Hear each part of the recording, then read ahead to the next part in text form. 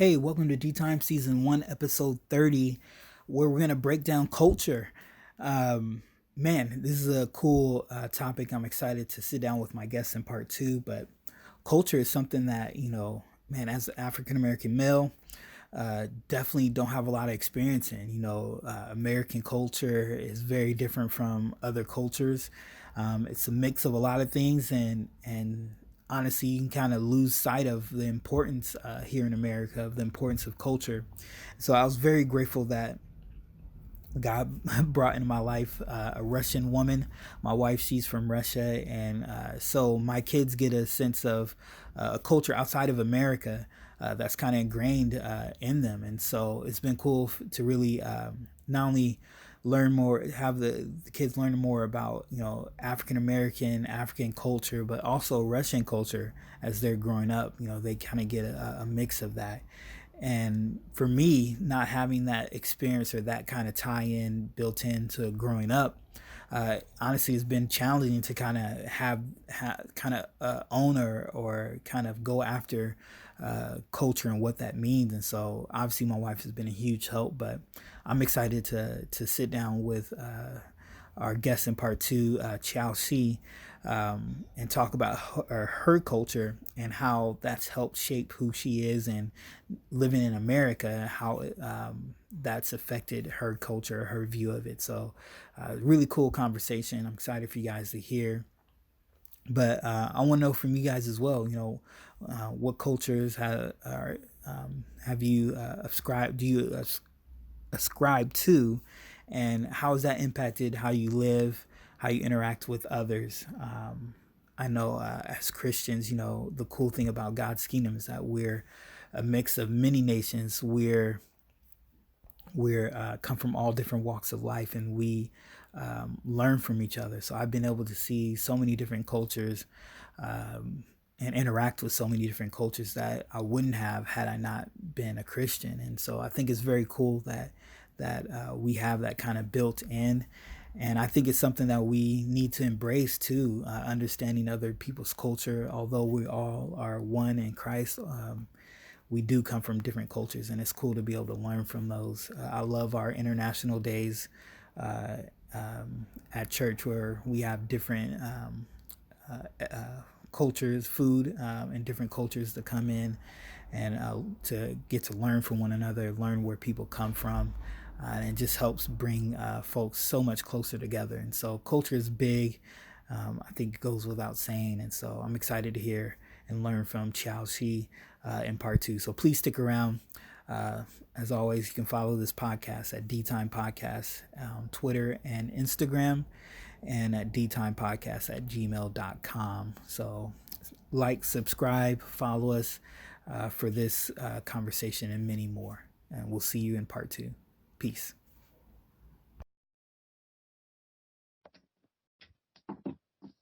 Hey, welcome back to D Time. I'm here with a very, very, very special guest, Chao Shi, and today we're talking about culture. And so, Chao Shi, thank you for taking time to chat with us. Hi.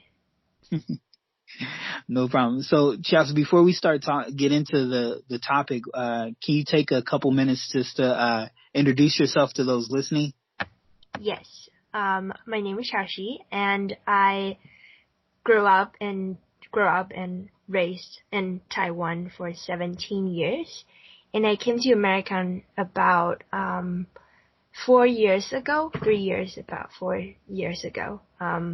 And I basically study here in University of Washington and getting my bachelor degree done, and that's basically what I do now.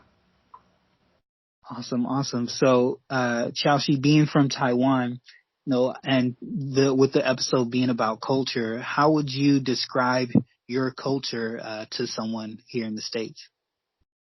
My culture in Taiwan, it's to make it more of a fact is that most people in Taiwan are from China, and that they are immigrants. They immigrant to Taiwan long time ago. And but there's some people there already, but there are very few of those people, and they are called Taiwanese. Mm-hmm. And for that, that's just like Native America. But those people, a lot of immigrant that comes to take over the whole land and start it out, it's Chinese people. So in Taiwan, that our culture is really really similar to China, to most people who knows the Asian culture, and we basically are like them. Awesome, awesome. So, earlier, in the first part of the episode, I talked a lot about, identifying with your culture and, you know, um, I'm lucky in the fact that, I'm married to someone who's Russian. And so I get a sense of their culture. When if I wasn't married to, someone who's Russian, I wouldn't know anything about Russian culture and probably would have like a lot of misconceptions about that culture. So from your point of view, what do you feel like people get wrong the most when it comes to Taiwanese culture? Uh, when people ask me where you from, and I'm from Taiwan, and they will say Thailand. So basically the name of it's pretty confusing. Taiwan and Thailand, both of them are island, and their name are similar. So and we are both kind of Asian cultural. So it's really confusing. But Taiwan and Thailand are really different. And Taiwan, basically, we are um, also a mixed kind of people. We have a lot of different people from other country come to our island, and we are really an international island. We have Mm-hmm. Amazon there, Google there, so all kinds of people. I would say really like America. Yeah, that's pretty cool. I had no idea. And so, kind of building on that, now that you're here in America, and I know my wife Margarita, she kind of experiences the same thing of, you have your culture from your homeland and you come to America, it can be hard to kind of retain or stay connected to that culture.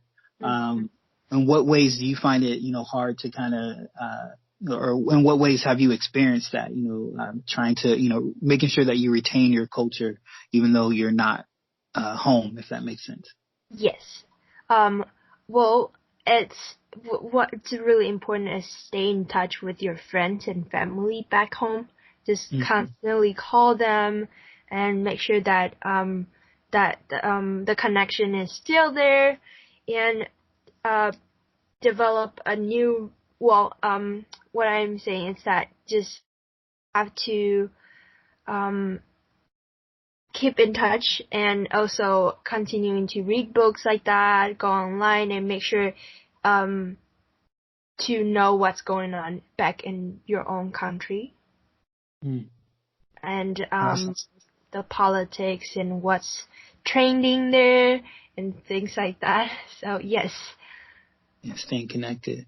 Awesome. So say someone came up to you and they're maybe struggling with this, what would you share with someone who's struggling with their culture and identifying with their culture? Because in part one, I also mentioned about, me as an African American, I have American culture, but also, part of my culture is in, Africa, and not being there and not having that connection, it can be hard to identify with that culture. So what would you say to someone who's maybe having a hard time, maybe identifying with their culture, right now?